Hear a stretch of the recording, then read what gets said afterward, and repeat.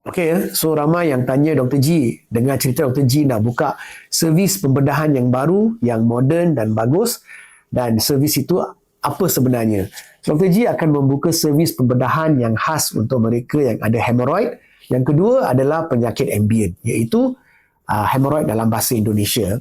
So penyakit hemoroid merupakan penyakit yang sangat biasa berlaku, iaitu bengkak tempat bontot tu dan sakit.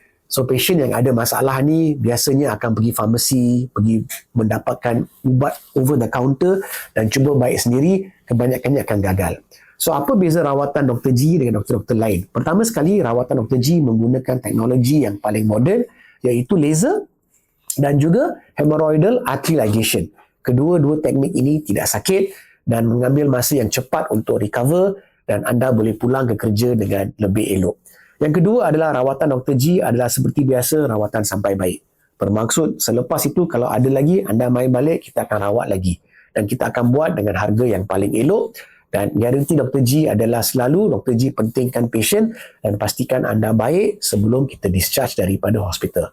So bukan hanya ingat kurus, ingat Dr. G, ingat hemorrhoid sekarang, ingat Dr. G juga.